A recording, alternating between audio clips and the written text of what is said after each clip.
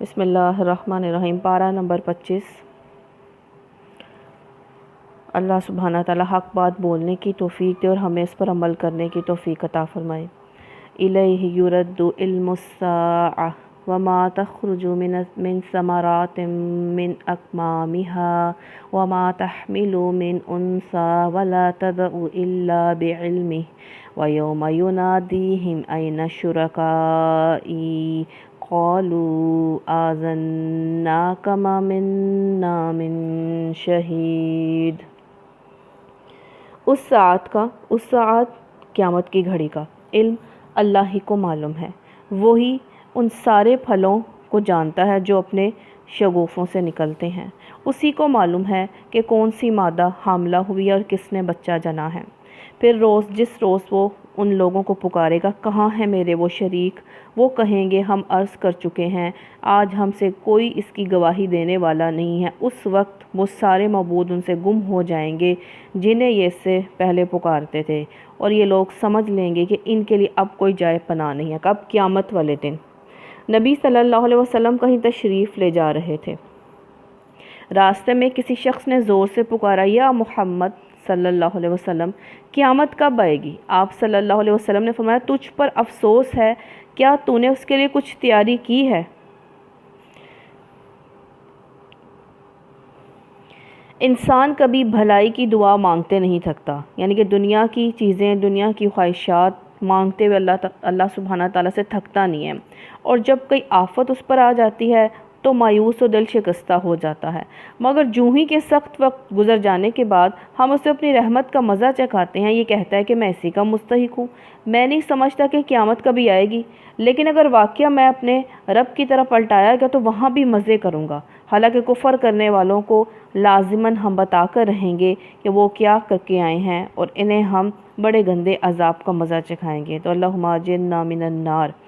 تو کیا پتہ چلا، انسان جب بھی مانگے اللہ تعالیٰ سے دنیا اور آخرت دونوں کی بھلائی مانگے، اور جہنم سے جو ہے اللہ کی جو ہے وہ پناہ مانگا کرے۔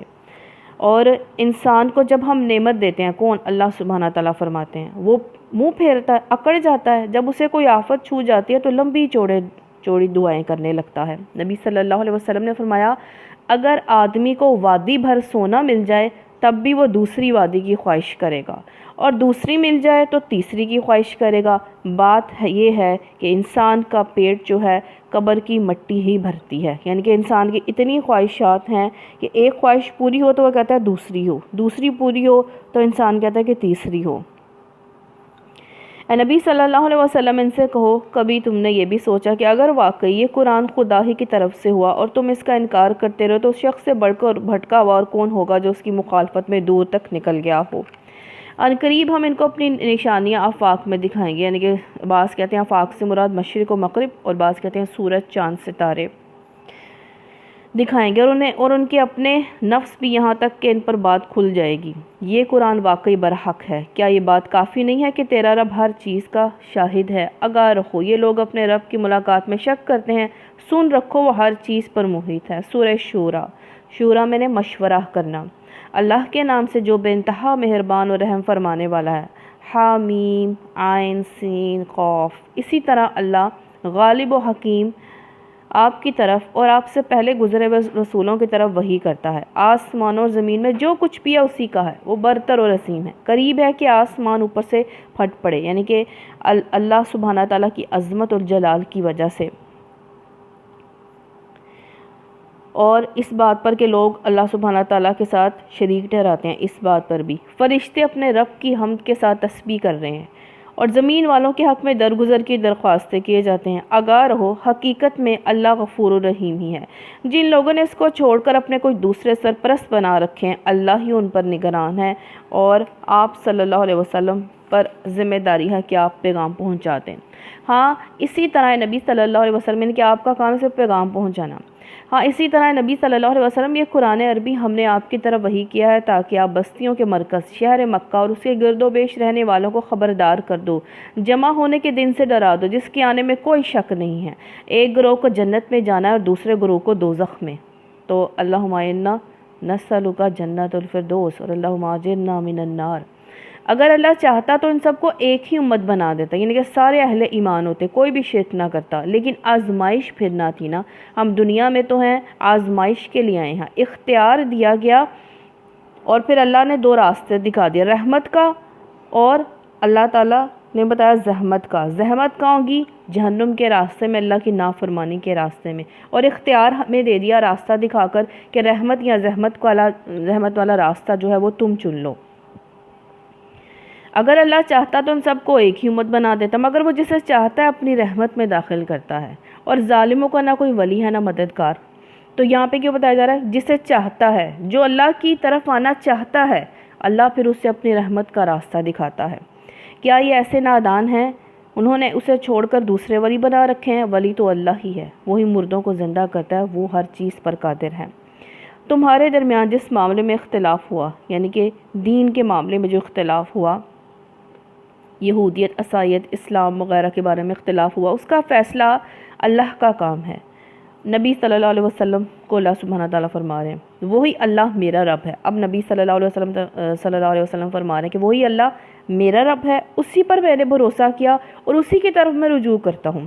آسمان اور زمین کا بنانے والا، جس نے تمہاری اپنی جنس سے تمہارے لیے جوڑے پیدا کیے، اور اسی طرح جانوروں میں بھی ان کے ہم جنس جوڑے بنائے ہیں، اور اسی طریقے سے وہ تمہاری نسلیں پھیلاتا ہے۔ کائنات کی کوئی چیز اس کے مشابہ نہیں ہے، کس کے؟ اللہ سبحانہ تعالیٰ کے، نہ ذات میں، نہ صفات میں، نہ اختیارات میں۔ اللہ سبحانہ تعالیٰ کے مشابہ کوئی بھی نہیں ہے، کوئی نہیں ہو سکتا۔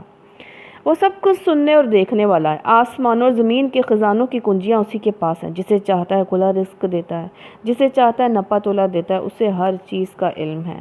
اس نے تمہارے لیے دین کا وہی طریقہ مقرر کیا جس کا حکم اس نے نوح علیہ السلام کو دیا تھا، یعنی کہ مختلف انبیاء کی شریعت تو مختلف تھی، یعنی کہ جو بھی انبیاء ہیں ان کی شریعت تو مختلف تھی، لیکن دین توحید ہی تھا، جسے اے محمد صلی اللہ علیہ وسلم آپ کی طرف ہم نے وحی کے ذریعے بھیجا ہے، جس کی ہدایت ہم ابراہیم علیہ السلام، موسیٰ علیہ السلام اور عیسیٰ علیہ السلام کو دے چکے ہیں، اس تاکید کے ساتھ کہ قائم کرو اس دین کو اور اس میں متفرق نہ ہو جاؤ، یعنی کہ پھوٹ نہ ڈالو۔ یہی بات ان مشرکین کو سخت ناگوار ہوئی۔ کیا؟ کون سی بات؟ صرف ایک اللہ کی اطاعت کرنا، جس کی طرف ہے محمد صلی اللہ علیہ وسلم آپ انہیں دعوت دے رہے ہیں۔ اللہ جسے چاہتا ہے اپنا کر لیتا ہے، وہ اپنی طرف آنے کا راستہ اسی کو دکھاتا ہے جو اس کی طرف رجوع کرے۔ لوگوں تو اللہ تعالیٰ نے ہمیں اس قابل کیا کہ ہم نے اللہ کی طرف رجوع کیا ہے۔ اللہ نے جو ہمیں ہدایت کا راستہ دکھایا ہے، اللہ ہمیں اس راستے پر ساری زندگی رکھے اور اللہ ہمیں باعمل بنائے، آگے ہماری نسلوں کو بھی اللہ ہدایت دے اور باعمل رکھے، دین کے راستے پر رکھے۔ لوگوں میں جو تفرقہ رونما ہوا وہ اس کے بعد ہوا، یعنی کہ اس کے بعد ہوا کہ ان کے پاس علم آ چکا تھا۔ یہاں کیا بات ہو رہی ہے؟ جو یہودی عیسائی میں انہوں نے تفرقہ بازی کی، تورات کا علم آنے کے بعد کی، اور اس بنا پر ہوا کہ وہ آپس میں ایک دوسرے پر زیادتیاں کرنا چاہتے تھے، محض بغض، ضد، حسد اور انات کی وجہ سے، نفرت کی وجہ سے۔ اگر تیرا رب پہلے ہی یہ نہ فرما چکا ہوتا کہ ایک وقت، یعنی کہ آپ صلی اللہ علیہ وسلم کا رب نے پہلے ہی فیصلہ نہ کر لیا ہوتا، یعنی کہ قیامت تک کا فیصلہ ملتوی ہے کہ جو اختلاف کر رہے ہیں قیامت والے دن سارے فیصلے جو ہیں چکا دیے جائیں گے۔ حقیقت یہ ہے کہ اگلوں کے بعد جو لوگ، یعنی کہ جو پچھلے لوگ گزر چکے ہیں، کتاب کے وارث بنائے گئے ہیں، قرآن اور اہل عرب، اور وہ اس کی طرح، یعنی کہ کتاب کے وارث بنے اہل عرب، وہ اس کی طرف سے بڑے ہی بے چین کرنے والے شک میں پڑے ہوئے ہیں۔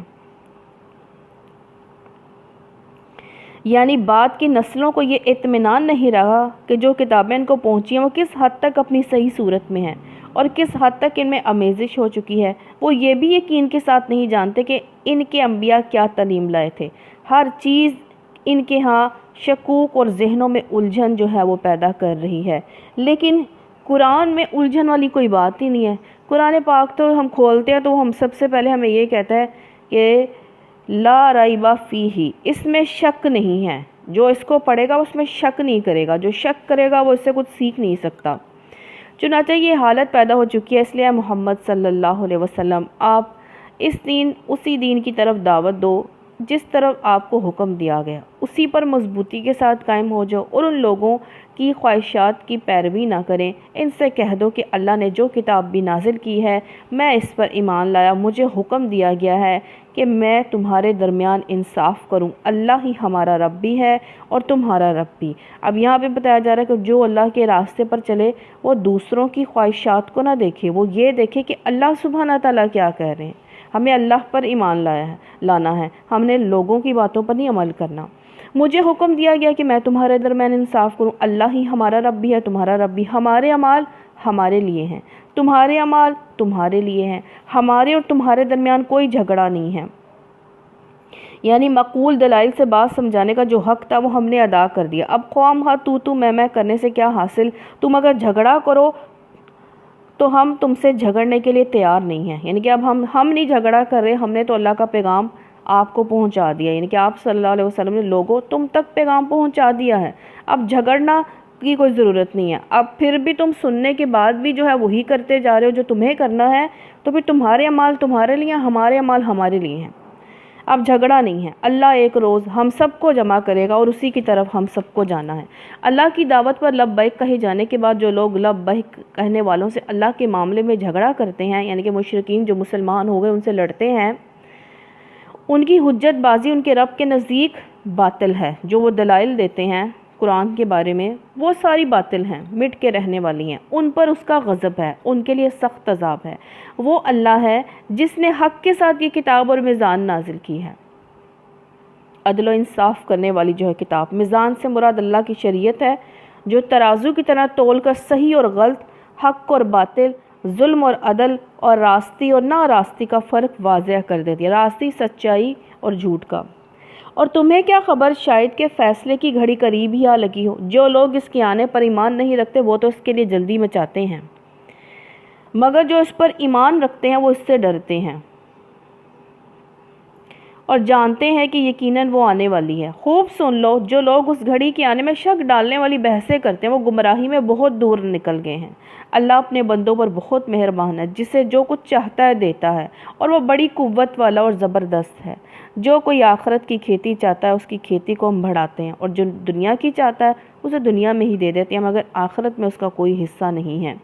نبی صلی اللہ علیہ وسلم نے فرمایا، جو آخرت کی زندگی کے لیے عمل کرتا ہے اللہ اسے پریشانیوں سے دور کر دیتا ہے، اس کے دل کو غنی کر دیتا ہے، اور دنیا ذلیل ہو کر اس کے پاس آتی ہے۔ جو دنیا بنانے کے لیے کام کرتا ہے اللہ اس کا سکون چھین لیتا ہے، اور دنیا میں اس کو اتنا ہی ملتا ہے جتنا اس کے مقدر میں جو ہے وہ لکھا ہوتا ہے۔ اور کیا یہ لوگ کچھ ایسے شریک خدا رکھتے ہیں جنہوں نے ان کے لیے دین کی نوعیت رکھنے والا ایک ایسا طریقہ مقرر کر دیا جس کا اللہ نے اذن نہیں دیا ہے؟ اگر فیصلے کی بات طے نہ ہو گئی ہوتی تو ان کا فیصلہ چکا دیا ہونا تھا۔ یعنی کہ جو یہ دوسروں کو بتا رہے ہیں کہ دوسروں کے اللہ کے ساتھ شریک کرو، وہ طریقہ بتا رہے ہیں۔ اگر اللہ نے قیامت تک کے لیے فیصلہ نہ رکھا ہوتا کہ فیصلہ قیامت تک چکا دیا جانا تھا تو ان کو پہلے ہی جو ہے وہ عذاب دے دینا تھا اللہ نے۔ یقیناً اللہ ظالموں کے لیے دردناک جو ہے عذاب جو ہے، یقیناً ان ظالموں کے لیے دردناک عذاب ہے۔ تم دیکھو گے یہ ظالم اس وقت اپنے کیے کے انجام سے ڈر رہے ہوں گے اور وہ ان پر آ کر رہے گا۔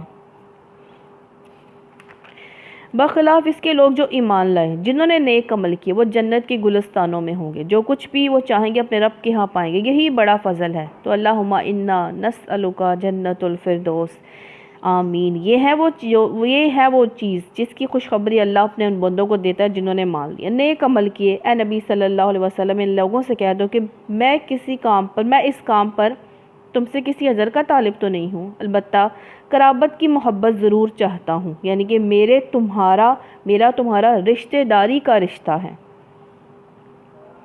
یعنی کہ تم لوگ یعنی اہل قریش کم از کم اس رشتہ داری کا تو لحاظ کرو جو میرے اور تمہارے درمیان میں ہے۔ جو کوئی بھلائی کمائے گا ہم اس کے لیے بھلائی میں خوبی کا اضافہ کر دیں گے، بے شک اللہ بڑا درگزر کرنے والا اور قدردان ہے۔ کیا یہ لوگ کہتے ہیں کہ اس شخص نے یعنی کہ نبی صلی اللہ علیہ وسلم نے اللہ پر جھوٹا بہتان گھڑ لیا؟ اگر اللہ چاہے تو تمہارے دل پر جو ہے وہ مہر کرتے، وہ باطل کو مٹا دیتا ہے اور حق کو اپنے نافرمانوں سے حق کر دکھاتا ہے۔ وہ سینوں کے چھپے ہوئے راز تک جانتا ہے، وہی ہے جو اپنے بندوں سے دعا جو توبہ قبول کرتا ہے اور برائیوں سے درگزر فرماتا ہے۔ ایک شخص نہ بڑی دور سے آیا، پریشان حال تھا، پر گندہ حال، کعبے کا غلاف پکڑ کر کہنے لگا یا اللہ میری دعا قبول کر۔ مگر اس کی دعا کیسے قبول ہو سکتی ہے؟ نبی صلی اللہ علیہ وسلم نے فرمایا اس کی دعا کیسے قبول ہو سکتی ہے جب کہ اس کا کھانا حرام ہے، پینا حرام ہے، گوشت اور پوست بھی حرام کی کمائی کا بنا ہوا ہو۔ مسلم کی حدیث ہے، حرام کی کمائی کا بنا ہوا ہو، مسلم کی حدیث ہے یہ۔ تو اللہ یہ دعا جب ہم کرتے ہیں توبہ کی، یہ بھی تو دعا ہی کر رہے ہیں نا، تو کیسے قبول ہو جب حرام کی کمائی ہو؟ تو کیسے اللہ دعائیں قبول کرے؟ اور جو اپنے بندوں سے توبہ قبول کرتا ہے، برائیوں سے درگزر فرماتا ہے، حالانکہ تم لوگوں کے سب افعال کا اسے علم ہے، وہ ایمان لانے والوں اور نیک عمل کرنے والوں کی دعا قبول کرتا ہے۔ یعنی کہ دعاؤں کی قبولیت کا حلال رزق سے جو ہے وہ بڑا تعلق ہے۔ جو انسان چاہتا ہے کہ ہماری دعائیں قبول ہوں تو اسے حلال رزق بھی جو ہے وہ کمانا چاہیے، اور اپنے فضل سے ان کو اور زیادہ دیتا ہے۔ تو اللہ تعالیٰ ہمیں حرام کے ایک لقمے سے بھی اللہ ہمیں بچا کے رکھے۔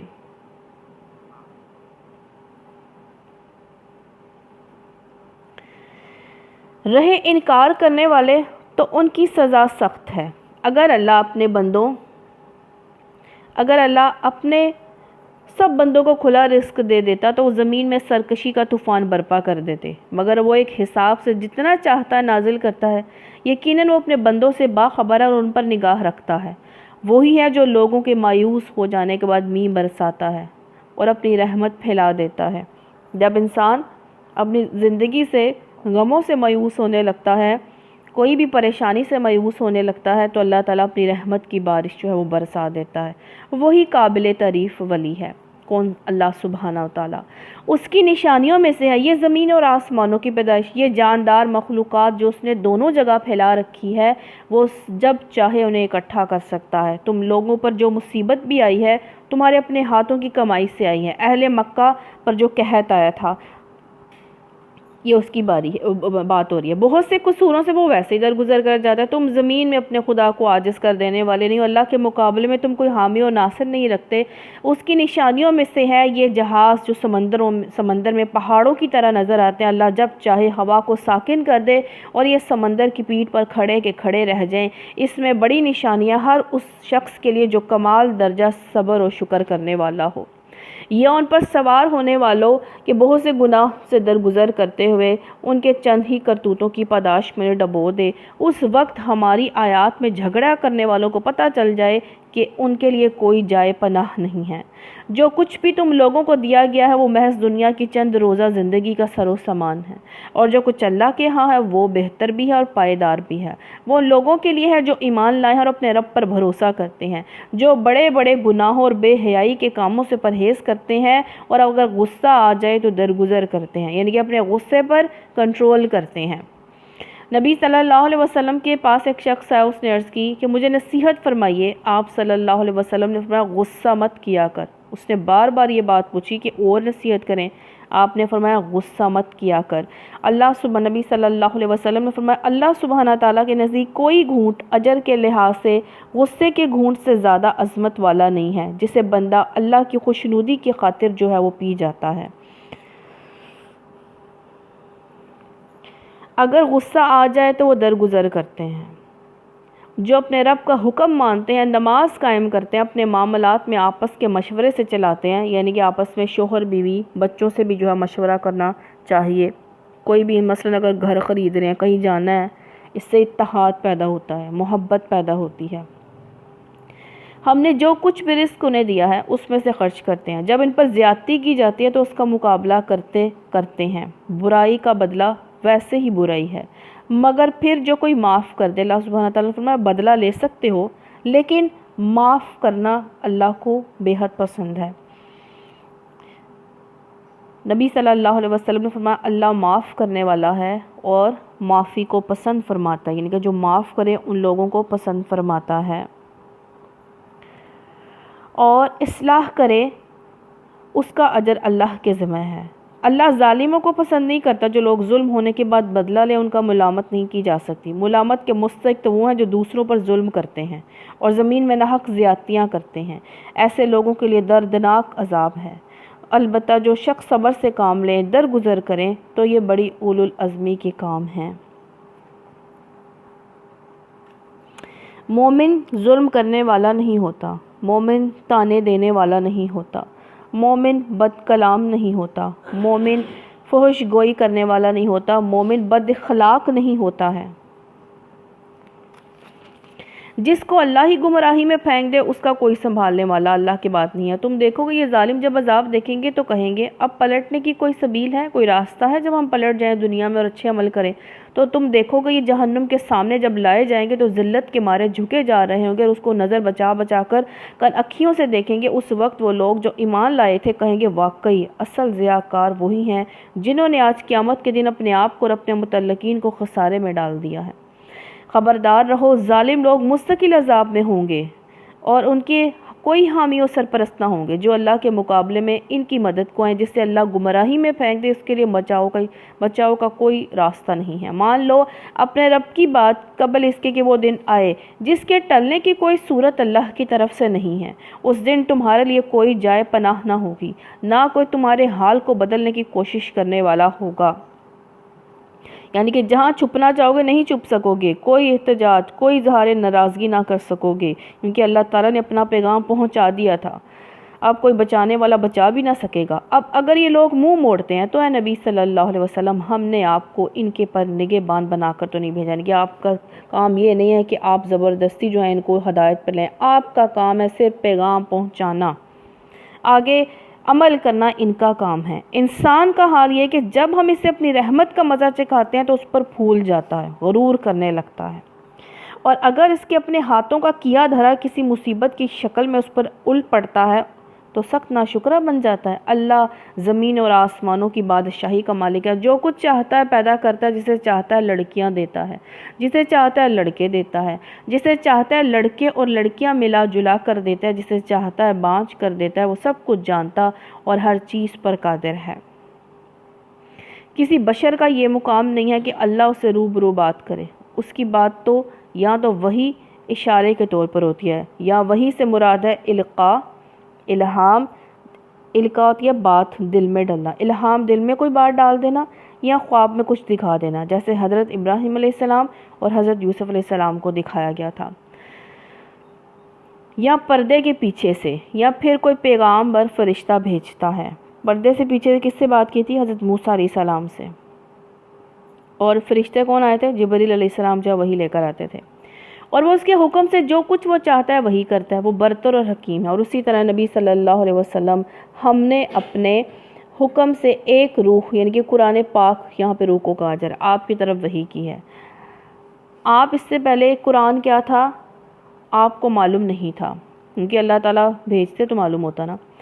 آپ کچھ مگر اس روح کو ہم نے ایک روشنی بنا دیا۔ کون سی روح؟ قرآن کو روشنی بنایا ہے، جس سے ہم راہ دکھاتے ہیں اپنے بندوں میں سے جسے چاہتے ہیں۔ جو دیکھنا چاہتا ہے، جو ہدایت کا طالب ہے، وہ قرآن سے ہدایت پا جاتا ہے۔ تو اللہ تعالیٰ ہم سب کو ہدایت دے اور ہدایت کے راستے پر رکھے، قرآن کے راستے پر رکھے۔ یقیناً آپ سیدھے راستے کی طرف رہنمائی کرے، اس خدا کے راستے کی طرف جو زمین و آسمان کی ہر چیزوں کا مالک ہے۔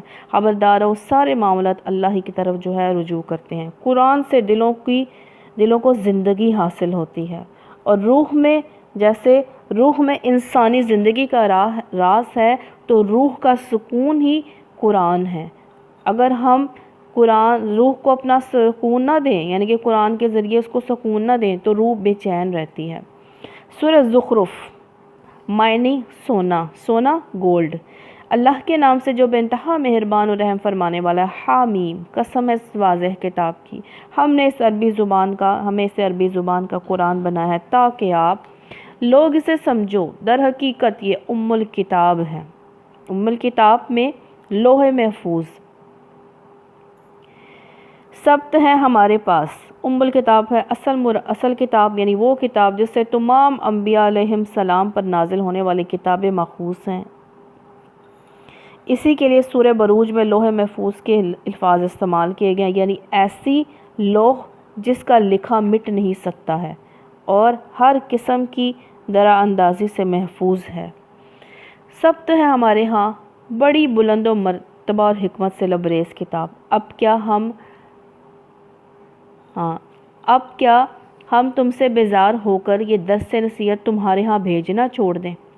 یعنی اللہ سبحانہ تعالیٰ کا یہ لطف و کرم ہے کہ اللہ تعالیٰ نے قرآن کی دعوت دینے کا سلسلہ موقوف نہیں فرمایا ہے، کسی نہ کسی طرح قرآن کا جو ہے وہ بات پہنچ رہی ہے، اللہ کی بات پھیل رہی ہے۔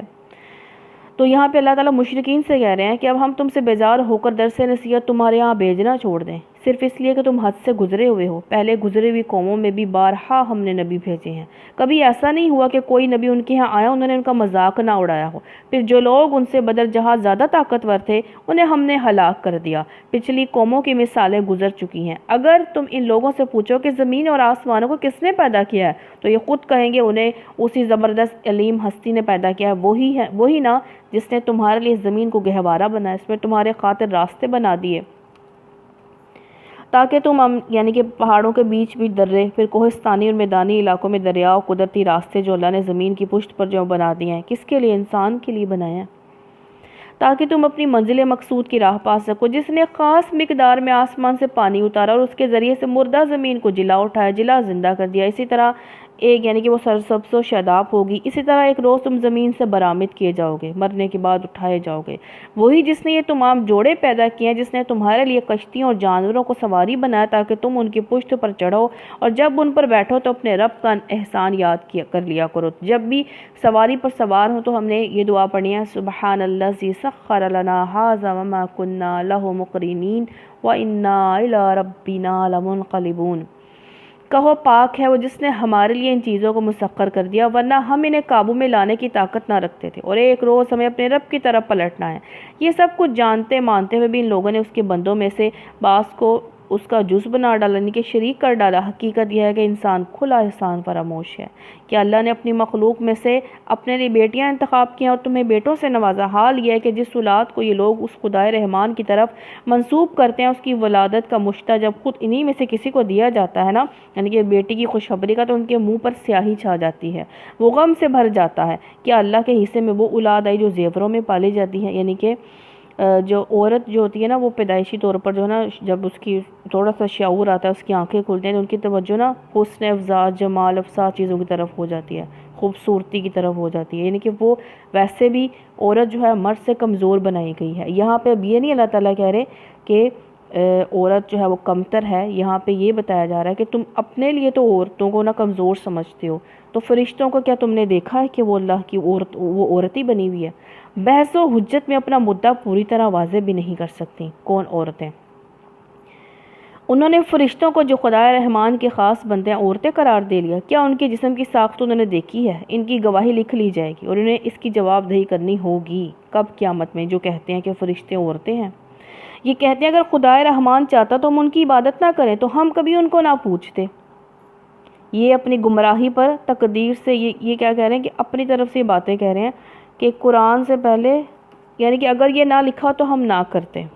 اپنی گمراہی پر تقدیر سے ان کا استدلال تھا، جو ہمیشہ سے غلط کار لوگوں کا شیوا رہا کہ جو غلط کیا تو وہ تقدیر پہ ڈال دیا، اگر نہ ہوتا تو ہم ایسا نہ کرتے۔ اگر ایسی بات تھی تو اللہ تعالیٰ نے پھر انسان کو اختیار کیوں دیا کہ اپنے مرضی کا راستہ جو ہے وہ چوز کر لو؟ یہ اس معاملے کی حقیقت کو قطعی نہیں جانتے کہ محض تیر تکے لڑاتے ہیں۔ کیا ہم نے اس سے پہلے کوئی کتاب ان کو دی تھی جس کی سند اپنی اس ملائکہ پرستی کے لیے یا اپنے پاس رکھتے ہو؟ نہیں، بلکہ یہ کہتے ہیں کہ ہم نے اپنے باپ دادا کو ایک طریقے پر پایا اور ہم انہی کے نقش قدم پر چل رہے ہیں۔ اسی طرح آپ سے پہلے جس بستی میں بھی ہم نے کوئی ڈرانے والا بھیجا، اس کے کھاتے پیتے لوگوں نے یہی کہا کہ ہم نے اپنے باپ دادا کو ایک طریقے پر پایا ہوا ہے اور ہم انہی کے نقش قدم کی جو ہے پیروی کر رہے ہیں۔ ہر نبی نے ان سے پوچھا کیا تم اسی ڈگر پر چلے جاؤ گے، خواہ میں تمہیں اس راستے سے زیادہ صحیح راستہ بتاؤں جس پر تم نے اپنے باپ دادا کو پایا؟ انہوں نے سارے رسولوں کو یہی جواب دیا کہ جس دین کی طرف بلانے کے لیے آپ بھیجے گئے ہو ہم تو اس سے کافر ہیں، ہم نہیں ماننے والے۔ آخرکار ہم نے ان کی خبر لے ڈالی اور دیکھ لو کہ جھٹلانے والوں کا کیا انجام ہوا۔ یاد کرو وہ وقت جب ابراہیم علیہ السلام نے اپنے باپ اور اپنی قوم سے کہا تھا کہ تم جن کی بندگی کرتے ہو میرا ان سے کوئی تعلق نہیں ہے، میرا تعلق صرف اسی سے ہے جس نے مجھے پیدا کیا ہے، وہ میری رہنمائی کرے گا۔ اور ابراہیم علیہ السلام یہی کلمہ، کون سا؟ لا الہ الا اللہ، توحید کا کلمہ اپنے پیچھے اپنی اولاد میں چھوڑ گیا تاکہ وہ اس کی طرف رجوع کریں۔ اس کے باوجود جب یہ لوگ دوسروں کی بندگی کرنے لگے تو میں نے ان کو مٹا نہیں دیا، بلکہ میں انہیں اور ان کے باپ دادا کو متاع حیات دیتا رہا زندگی کے فائدے دیتا رہا، یہاں تک کہ ان کے پاس حق اور کھول کھول کر بیان کرنے والا رسول جو ہے وہ آ گیا، مگر جب وہ حق ان کے پاس آیا تو انہوں نے کہہ دیا یہ تو جادو ہے، ہم اس کو ماننے سے انکار کرتے ہیں۔ کہتے ہیں یہ قرآن دونوں شہروں کے بڑے آدمیوں میں سے کسی پر کیوں نازل نہ کیا گیا، دونوں شہر مکہ اور طائف کے بڑے سرداروں پر جو ہے اترتا۔ کیا تیرے رب کے رحمت یہ لوگ تقسیم کرتے ہیں، یعنی کہ اللہ سبحانہ تعالیٰ یہ جانتا ہے کہ کس پر جو ہے وہ قرآن اترنا تھا۔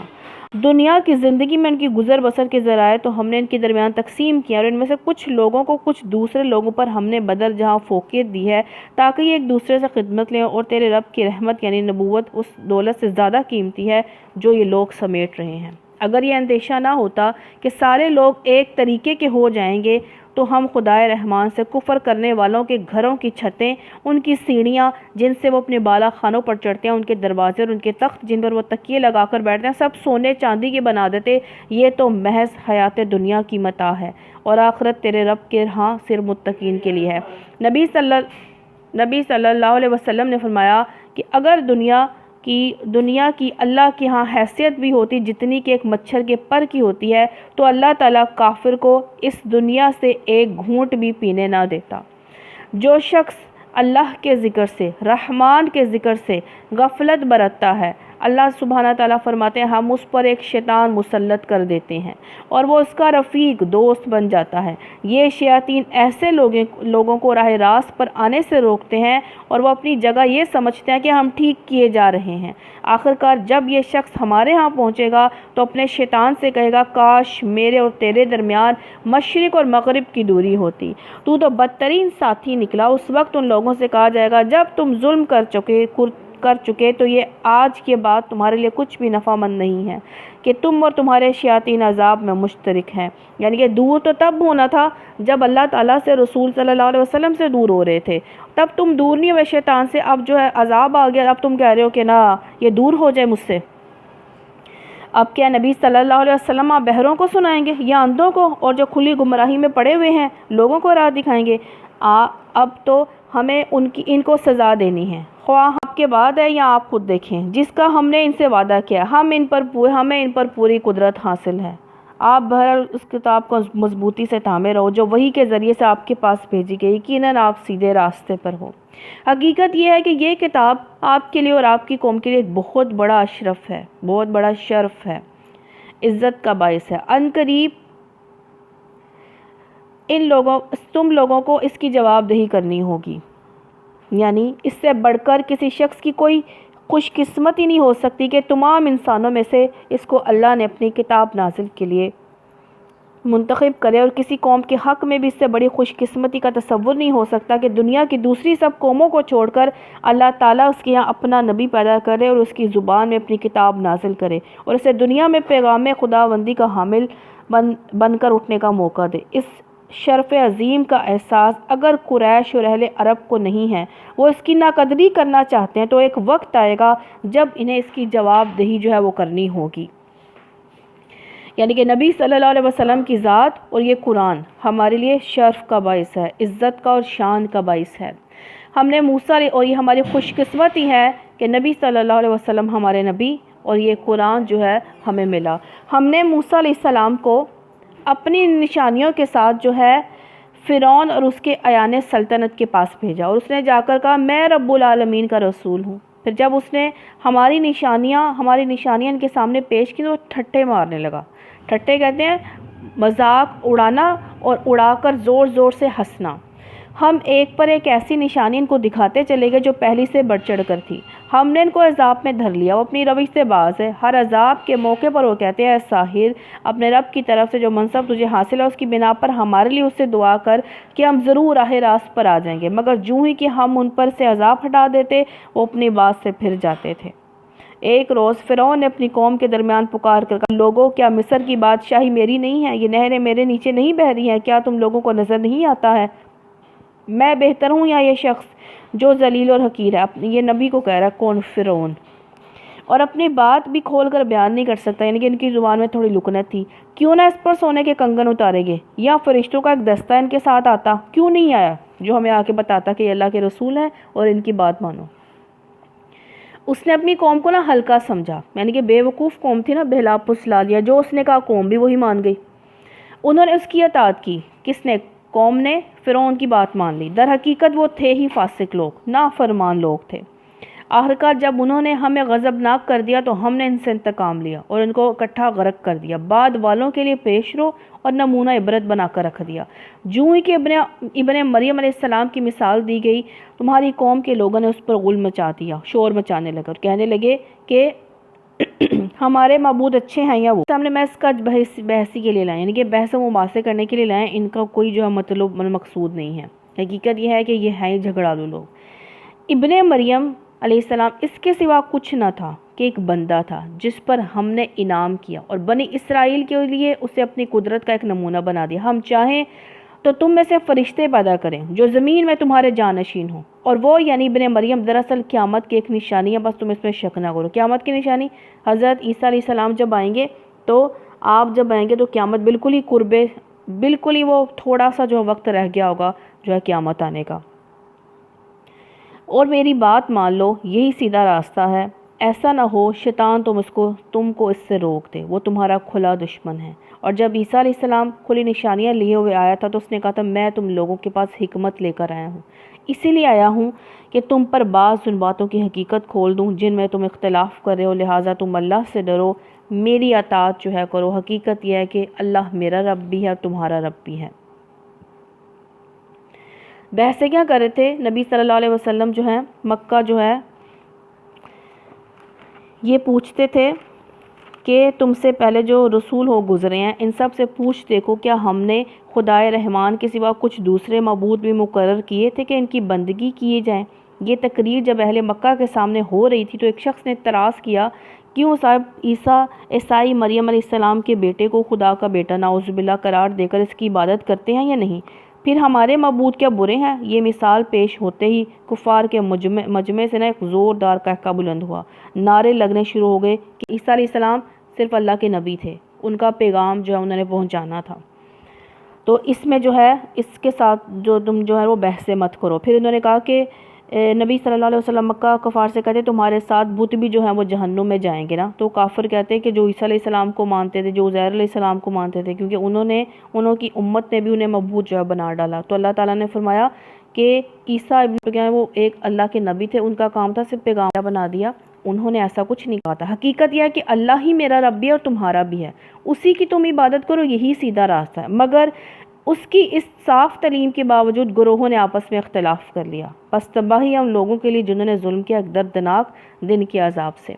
کیا یہ لوگ اب بس اس چیز کے منتظر ہیں کہ اچانک ان پر قیامت آ جائے، انہیں خبر بھی نہ ہو؟ وہ دن جب آئے گا تو متقین کو چھوڑ کر باقی سب دوست ایک دوسرے کے دشمن ہو جائیں گے، صرف متقین ہی ایک دوسرے کے دوست رہیں گے، باقی سب کو اپنی پڑ جائے گی کہ ہم بچ جائیں اللہ کے عذاب سے۔ اس روز ان لوگوں سے جو ہماری آیات پر ایمان لائے تھے اور مطیع فرمان بن کر رہے تھے، یعنی کہ اطاعت گزار تھے، جو سنتے تھے وہ مان لیتے تھے، کہا جائے گا اے میرے بندو آج تمہارے لیے کوئی خوف نہیں ہے اور نہ تمہیں کوئی غم لاحق ہوگا، داخل ہو جاؤ جنت میں تم اور تمہاری بیویاں، تمہیں خوش کر دیا جائے گا، ان کے آگے سونے کے تھال اور ساغر گردش کرائے جائیں گے، ہر من بھاتی نگاہوں کو لذت دینے والی چیز وہاں موجود ہوگی۔ ان سے کہا جائے گا تم اب یہاں رہو گے، تم اس جنت کے وارث ان اعمال کی وجہ سے ہو جو تم دنیا میں کرتے رہے، تمہارے لیے یہاں بکثرت میوے موجود ہیں، پھل ہیں، جو چاہو گے وہ ملے گا، جنہیں تم کھاؤ گے۔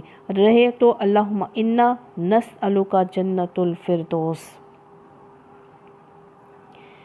رہے مجرمین، تو نبی صلی اللہ علیہ وسلم نے فرمایا کہ جو جس سے محبت کرتا ہوگا وہ اسی کے ساتھ ہوگا۔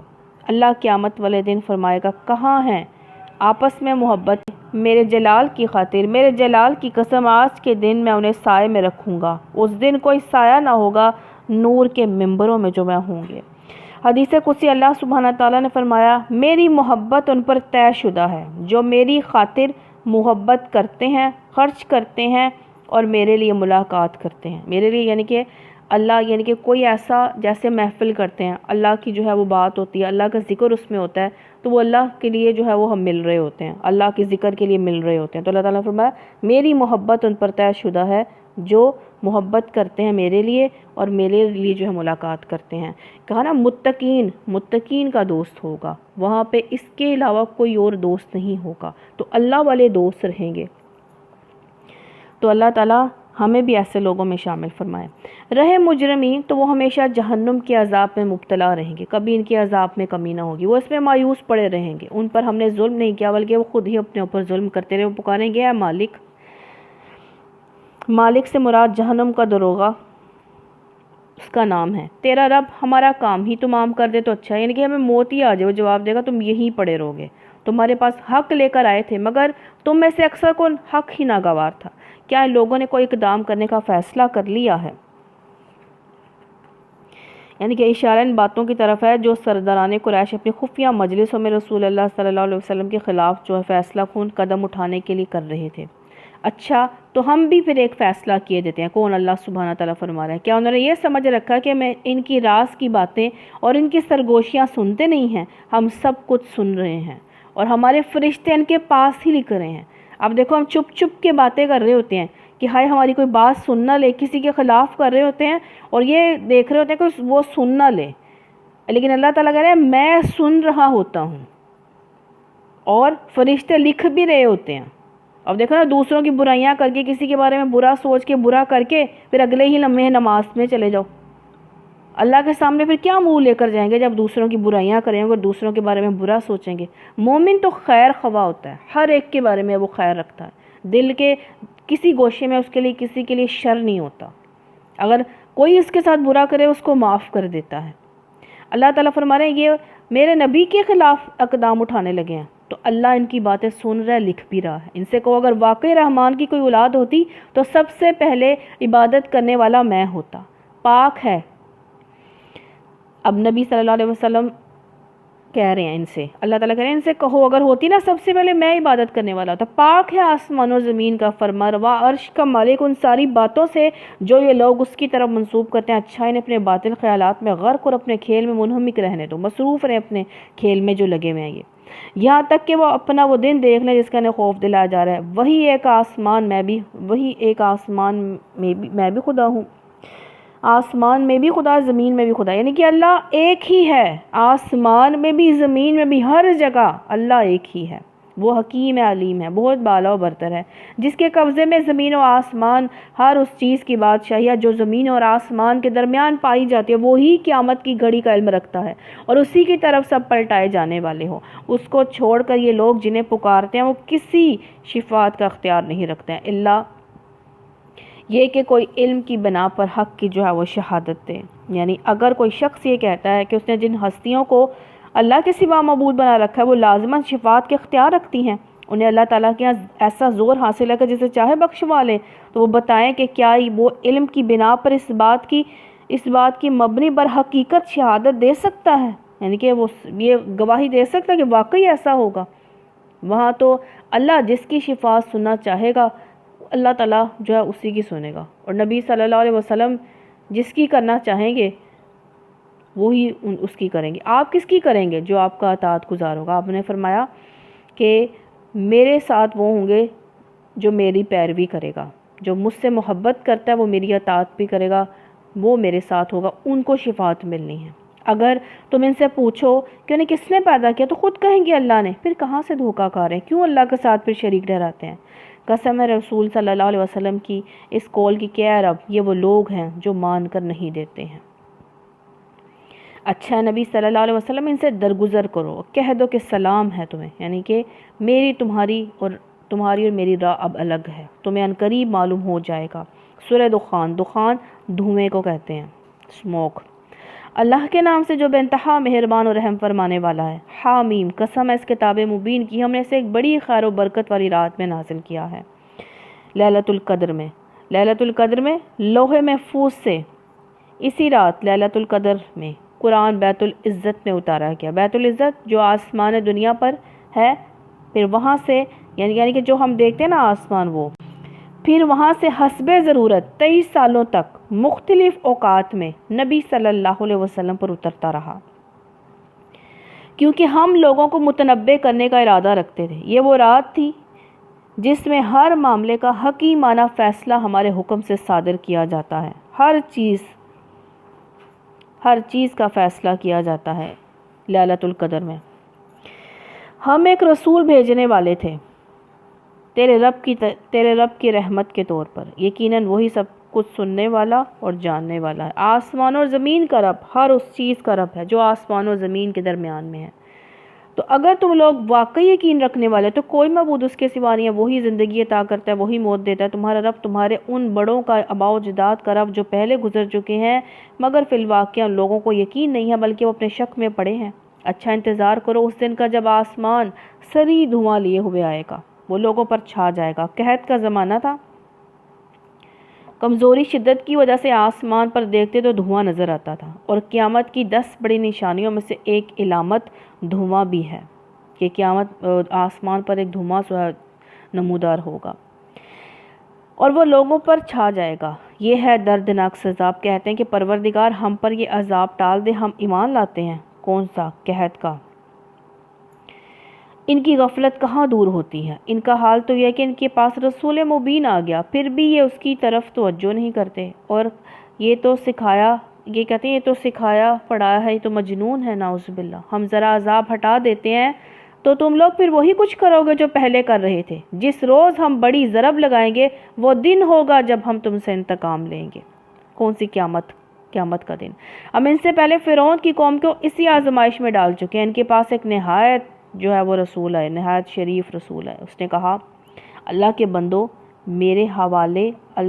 کو میرے حوالے کرو, یعنی کہ بنی اسرائیل کو غلامی سے نجات دو. میں تمہارے لیے ایک ایمانت دار رسول ہوں. اللہ کے مقابلے میں سرکشی نہ کرو. میں تمہارے سامنے اپنی ماموریت کی سری سند پیش کرتا ہوں, یعنی کہ معجزے دکھائے. میں اپنے رب اور تمہارے رب کی پناہ لے چکا ہوں اس سے کہ تم مجھ پر حملہ آور ہو. اگر تم میری بات نہیں مانتے تو مجھ پر ہاتھ ڈالنے سے باز رہو. آخرکار اس نے اپنے رب کو پکارا کہ یہ لوگ مجرم ہیں. کس نے؟ موسیٰ علیہ السلام نے. جواب دیا گیا کس نے؟ اللہ سبحانہ تعالیٰ نے. اچھا تو راتوں رات میرے بندوں کو لے کر چل پڑ. تم لوگوں کا پیچھا کیا جائے گا. سمندر کو اس کے حال پر کھلا چھوڑ دے. یہ سارا لشکر غرق ہونے والا ہے. کتنے ہی باغ اور چشمے اور کھیت اور شاندار محل تھے وہ چھوڑ گئے. کتنے ہی عیش کے سر و سامان جن میں وہ مزے کر رہے تھے ان کے پیچھے دھرے کے دھرے رہ گئے. یہ ان کا انجام ہے. ہم نے دوسروں کو ان چیزوں کا وارث بنا دیا. تو یہی ہوتا ہے, جتنی بھی چیزیں بنا لو سب نے یہاں چھوڑ جانی ہے. جب انسان جاتا ہے تو خالی ہاتھ جاتا ہے, سوائے اپنے اعمال کے اور کچھ نہیں لے کر جاتا ہے. جو پیچھے رہ جاتا ہے وہ پیچھے والوں کو ہوتا ہے, وہ وارث دوسرے لوگ بن جاتے ہیں. تو اپنا صرف ہمارا اعمال ہے, اپنے اعمال نامے میں ہم نے جو ہے وہ نیکیاں بھرنی ہیں. یہ ہمارا جو ہے وراثت, یہ ہم اپنے ساتھ لے کر جائیں گے. باقی سب دوسروں کا ہے. جو ہم نے پہنا, آپ صلی اللہ علیہ وسلم نے فرمایا جو تیرا کیا ہے, انسان کہتا ہے مال مال مال, تیرا وہ مال ہے جو تو نے پہنا, کھایا, اوڑا اور اللہ کے نام پر صدقہ کیا. باقی تو سب وارثوں کا ہے. پھر نہ آسمان ان پر رویا, کس پر؟ فرعونیوں پر, اور ذرا سی مہلت بھی ان کو نہ دی گئی. تو کیا پتہ چلا؟ نہ آسمان رویا نہ زمین. تو جب اللہ کے بد لوگ دنیا سے جاتے ہیں تو آسمان اور زمین ان پر روتے نہیں ہیں. جب اللہ تعالیٰ کے نیک لوگ دنیا سے جاتے ہیں نا تو آسمان اور زمین روتے ہیں. کیوں؟ کیونکہ اللہ کے نیک بندے زمین پر بیٹھ کر جس زمین پر بیٹھ کر اللہ کی عبادت کرتے تھے وہ زمین اس پر روتی ہے کہ اب یہاں پہ عبادت نہیں ہوگی. اور آسمان جہاں پر اس کے اعمال اوپر جاتے تھے آسمان بھی روتا ہے کہ اب اس کے نیک اعمال اوپر نہیں آئیں گے. تو یہاں پہ فرعونیوں پر, بد لوگوں پر نہ آسمان روتے ہیں اور نہ زمین, بلکہ جاندار, پرندے, درخت اور آسمان زمین شکر کرتے ہیں کہ اللہ کا نافرمان جو ہے یہ دنیا سے گیا, یہ مرا ہے. شکر کرتے ہیں وہ. اور جس زمین پر چل کر اور جہاں پہ جائے تو وہ زمین, جب انسان جس پر چل کر نیک عمل کرتا ہے نا تو وہ زمین بھی جو ہے وہ اس کو یاد کرتی ہے کہ یہ انسان یہاں سے گزر کر نیک عمل کرتا تھا, یہ آج یہاں سے گزرا نہیں ہے یا یہاں پر یہ آیا نہیں ہے. تو زمین اور آسمان روتے ہیں جب نیک بندہ دنیا سے جاتا ہے, اور اس پر نہیں روتے ہیں جو اللہ کے نافرمان ہوتے ہیں. اب ان کو نہ ان پہ زمین رویا نہ آسمان، نہ ذرا سی ان کو مہلت دی گئی۔ اس طرح بنی اسرائیل کو ہم نے سخت ذلت کی عذاب فرعون سے نجات دی، جو حد سے گزر جانے والوں میں سے فی الواقعہ بڑے اونچے درجے کا آدمی تھا۔ ان کی حالت جانتے ہوئے ان کو دنیا کی دوسری قوموں پر ترجیح دی، انہیں ایسی نشانیاں دکھائیں جن میں سری آزمائش تھی۔ یہ لوگ کہتے ہیں کہ ہماری پہلی موت کے سوا کچھ نہیں، اس کے بعد ہم دوبارہ اٹھائے جانے والے نہیں ہیں، یعنی کہ اب ہم مر گئے تو مر گئے، دوبارہ کوئی زندگی نہیں ہے۔ اگر تم سچے ہو تو کہتے ہیں اٹھا لو ہمارے باپ دادوں کو، یہ بہتر ہے یا تبا کہتے ہیں یمن کے بادشاہ کا لقب تھا۔ تبا سے مراد قوم سبا میں حمیر قبیلہ تھا۔ یہ قبیلہ اپنے بادشاہ کو تبا کہتے تھے، جیسے روم کے بادشاہ کو کیسر، فارس کے بادشاہ کو کسرا اور مصر کے حکمران کو جو ہے وہ فرعون کہا جاتا تھا۔ تبا کی قوم اور اس سے پہلے کے لوگ، ہم نے ان کو اسی بنا پر تباہ کیا کہ وہ مجرم ہو گئے تھے۔ کیا آسمان اور زمین اور ان کے درمیان کی چیزیں ہم نے کچھ کھیل کے طور پر جو ہے وہ نہیں پیدا کی ہیں، نہیں بنائی ہیں، ان کو ہم نے برحق پیدا کیا، مگر ان میں سے اکثر لوگ جانتے نہیں ہیں۔ ان سب کے اٹھائے جانے کے لیے طے شدہ وقت فیصلے کا دن ہے، وہ دن جب کوئی عزیز و قریب اپنے کسی عزیز قریب کے کچھ بھی کام رہے گا۔ بڑے عزیز ترین جو رشتے ہوں گے نا وہ بھی نہیں کام آئیں گے، نہ ماں بیٹا بیٹی کسی کے کوئی کام نہ آئے گا، نہ کہیں سے مدد پہنچ سکے گی سوائے اس کے اللہ ہی کسی پر رحم کرے، وہ زبردست اور رحیم ہے۔ تو اللہ تعالیٰ ہم پہ دنیا میں بھی رحم کرے، قبر میں بھی، حشر میں بھی اللہ تعالیٰ ہم سب پر جو ہے رحمت کا جو ہے وہ معاملہ رکھے۔ زقوم کا درخت گناہگار کا کھانا ہوگا، تیل کی تلچھٹ جیسا پیٹ میں وہ اس طرح جوش کھائے گا جیسے کھولتا ہوا پانی جوش کھاتا ہے۔ استغفر اللہ اللہم اجرنا من النار۔ پکڑو اسے اور ریگتے ہوئے لے جاؤ، اس کو جہنم کے بیچوں بیچ اور انڈیل دو اس کے سر پر کھولتے پانی کا عذاب۔ استغفر اللہ اللہم اجرنا من النار۔ چک اس کا مزہ، بڑا زبردست عزت دار آدمی ہے تم، یہی ہے وہ چیز جس کے آنے میں تم لوگ شک رکھتے تھے۔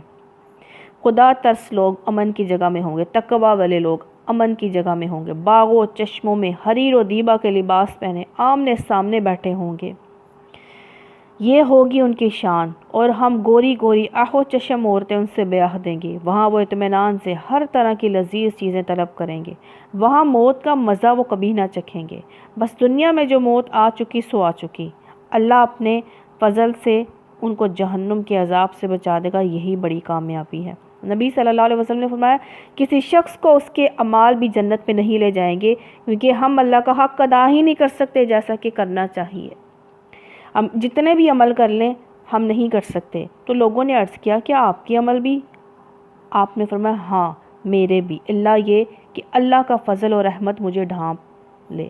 تو اللہ تعالیٰ نے تو نبی صلی اللہ علیہ وسلم کے ویسے ہی کہا کہ جب آپ نے کہا اے علی تو جانتا ہے تیرا گھر جنت کے جو ہے جنت میں میرے گھر کے سامنے، حضرت علی رضی اللہ تعالیٰ عنہ سے فرمایا کہ تیرا گھر میرے گھر کے سامنے ہے، تو آپ نے تو جاننا ہی جو ہے وہ جنت میں ہے، پھر بھی آپ کہہ رہے ہیں کہ میں اللہ کے فضل اور رحمت سے جاؤں گا۔ تو آج مسلمان کہتے ہیں کہ ہم تو مسلمان ہیں، ہم نے جانا ہی جنت میں ہے۔ ہمیشہ انسان کو خوف اور امید کے درمیان میں رہنا چاہیے، اللہ کا فضل مانگتے رہنا چاہیے، اللہ کی رحمت مانگنی چاہیے، ہمیں نبی صلی اللہ علیہ وسلم نے یہ بتایا ہے۔ اے نبی صلی اللہ علیہ وسلم، ہم نے اس کتاب کو آپ کی زبان میں آسان بنا دیا تاکہ یہ لوگ نصیحت حاصل کریں، اب آپ بھی انتظار کرو اور یہ بھی منتظر رہیں گے، یعنی کہ کون صحیح کہہ رہا پتہ لگ جائے گا قیامت والے دن۔ سورہ جاسیہ میں نے گھٹنے ٹیکنے والی کہ قیامت کا ایسا حشر کا ایسا منظر ہوگا کہ سب گھٹنے ٹیک دیں گے۔ اللہ کے نام سے جو بے انتہا مہربان اور رحم فرمانے والا ہے، حامیم۔ اس کتاب کا نزول اللہ کی طرف سے جو زبردست اور حکیم ہے۔ حقیقت یہ ہے کہ آسمان و زمین میں بے شمار نشانیاں ایمان لانے والوں کے لیے تمہاری اپنی پیدائش میں ہیں، ان حیوانات میں۔ اب دیکھو انسان سوچے نا کہ انسان آج سے 100 سال پہلے کہاں تھا، تو انسان نے اللہ تعالیٰ اپنے آپ میں غور کرے نا کہ اللہ تعالیٰ نے ہمیں کیسے بنایا ہے، تو ہم اللہ تعالیٰ کے فرما بردار ہو کے جو رہیں اور بالکل ہم نافرمانی نہیں کر سکتے۔ اللہ تعالیٰ کہتے ہیں نشانیاں ہیں، اپنی پیدائش میں دیکھو، کہاں سے تم، کس نے بنایا، کس نے پیدا کر دیا، پہلے کہاں تھے، سوچا کرو۔ اللہ تعالیٰ یہاں پہ ہمیں کہہ رہے ہیں سوچا کرو، غور کیا کرو۔ ان حیوانات میں جن کو اللہ زمین میں پھیلا رہا ہے، بڑی نشانیاں لوگوں کے لیے جو یقین لانے والے ہیں۔ شب و روز کے فرق و اختلاف میں، اس رزق میں جسے اللہ آسمان سے نازل فرماتا ہے، پھر اس کے ذریعے سے مردہ زمین کو جلا اٹھاتا ہے، زندہ کر دیتا ہے، ہواؤں کی گردش میں بہت سی نشانیاں لوگوں کے لیے جو عقل سے کام لیتے ہیں۔ یہ اللہ کی نشانیاں جنہیں ہم تمہارے سامنے ٹھیک ٹھیک بیان کریں، اب آخر اللہ اور اس کی آیات کے بعد اور کون سی بات ہے جس پر یہ لوگ ایمان لائیں گے؟ اور کون سی بات سن کر مانیں گے؟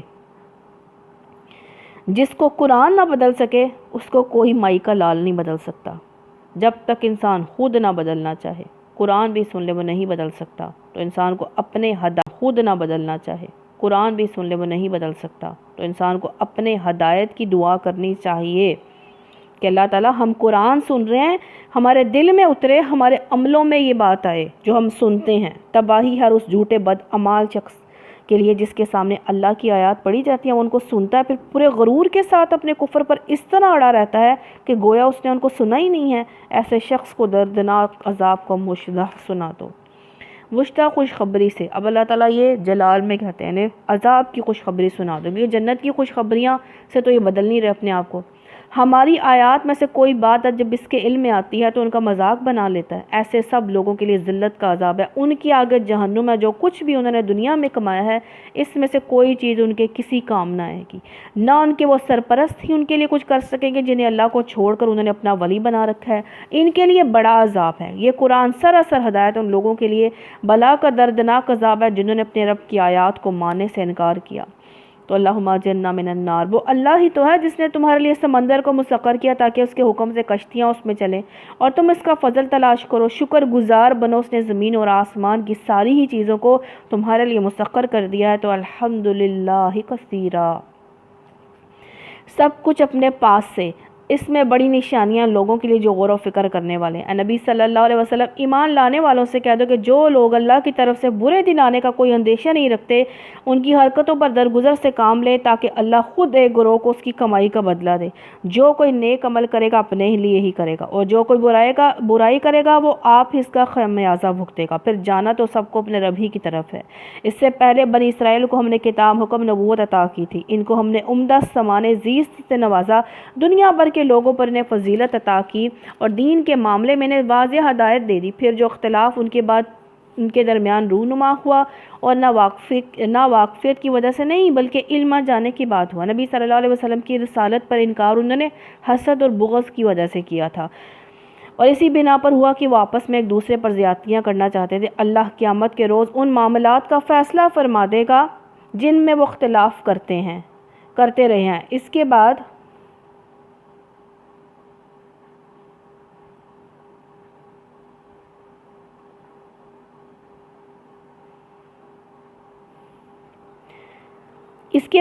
اب اے نبی صلی اللہ علیہ وسلم، ہم نے آپ کو دین کے معاملے میں ایک صاف شرح شریعت پر قائم کیا، لہٰذا آپ اسی پر چلیں۔ ان لوگوں کی خواہشات کی اتباع نہ کریں جو علم نہیں رکھتے، اللہ کے مقابلے میں وہ آپ کے کچھ بھی کام نہیں آ سکتے۔ ظالم لوگ ایک دوسرے کے ساتھی ہیں۔ اب آپ کو خطاب کر کے ہمیں کہا جا رہا ہے کہ اللہ کے راستے پر چلو تو دوسروں کی خواہشات کی پیروی نہ کرو، اللہ کے حکموں کو جو ہے سب سے آگے رکھا کرو، اور کیونکہ اگر دوسروں کے لیے اللہ کے راستے کو چھوڑ دو گے تو دوسرے کسی بھی کام نہیں آ سکتے ہیں۔ کسی کو بھی جو ہے اگر تم اللہ کے حکم کے آگے لے آئے تو کوئی بھی کام نہیں آئے گا سوائے انسان کے اپنے اعمال کام آئیں گے، اور اللہ کے جو ہے وہ اللہ کی اطاعت اور نبی صلی اللہ علیہ وسلم کی اطاعت کی بھی وہ کام آئے گی۔ ظالم لوگ ایک دوسرے کے ساتھی ہیں۔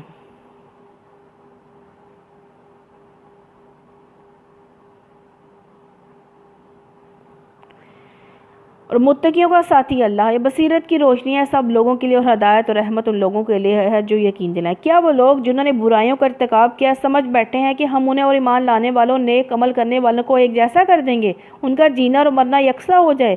بہت بڑے حکم ہے جو یہ لوگ لگاتے ہیں۔ اللہ نے تو آسمانوں اور زمین کو برحق پیدا کیا ہے، اس لیے کیا ہے کہ ہر متنفس کو اس کی کمائی کا بدلہ دیا جائے، لوگوں پر ظلم ہرگز نہ کیا جائے گا۔ پھر کیا تم نے کبھی اس شخص کے حال پر بھی غور کیا جس نے اپنی خواہش نفس کو اپنا خدا بنا لیا ہو، اور اللہ نے علم کے باوجود، یعنی کہ جو شخص جو ہے قرآن کا علم آنے کے بعد اپنی خواہشات کی پیروی کرنے لگتا ہے، یا دوسرا یہ مطلب ہو سکتا ہے کہ اللہ نے اپنے اس علم کی بنا پر کہ وہ اپنے نفس کی خواہش کو اپنا خدا بنا بیٹھا ہے، اللہ نے اسے گمراہی میں پھینک دیا ہے۔ تو جب اللہ کا علم آ جائے تو سب سے پہلے انسان جو ہے اللہ کے علم کو اس پر عمل کرے، لوگوں کی خواہشات کی پیروی نہ کرے، نہ اپنی خواہشات کی پیروی کرے۔ اپنی ذات کی نفی کرنی پڑتی ہے دین کے راستے پر چلنے میں۔ اسے گمراہی میں پھینک دیا، اس کے کانوں اور دلوں پر مہر لگا دی، اس کی آنکھوں پر پردہ ڈال دیا۔ اللہ کے بعد اب کون ہے؟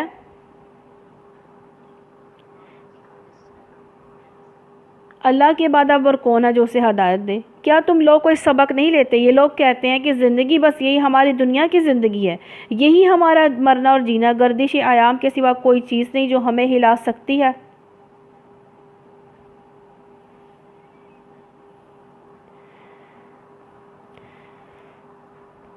در حقیقت گردش ایام کے سوا کوئی چیز نہیں جو ہمیں ہلاک کرتی ہو۔ در حقیقت اس معاملے میں ان کے پاس کوئی علم نہیں ہے، محض گمان کی بنا پر یہ باتیں کر رہے ہیں۔ ان کے کفار مکہ کہتے ہیں صرف دنیا کی زندگی ہے، مرنے کے بعد نہیں اٹھنا، گمان کی باتیں کرتے ہیں۔ اور جب ہماری واضح آیات انہیں سنائی جاتی ہیں تو ان کے پاس کوئی حجت اس کی سوا نہیں ہوتی کہ اٹھا لاؤ ہمارے باپ دادوں کو، اگر تم سچے ہو۔ نبی صلی اللہ علیہ وسلم ان سے کہو اللہ ہی تمہیں زندگی بخشتا ہے، وہی موت دیتا ہے، پھر وہی تم کو اس قیامت کے دن جمع کرے گا جس کی آنے میں کوئی شک نہیں، مگر اکثر لوگ جانتے نہیں ہیں۔ زمین و آسمانوں کی بادشاہی اللہ ہی کی ہے۔ جس روز قیامت کی گھڑی آ کھڑی ہوگی اس دن باطل پرست خسارے میں پڑ جائیں گے۔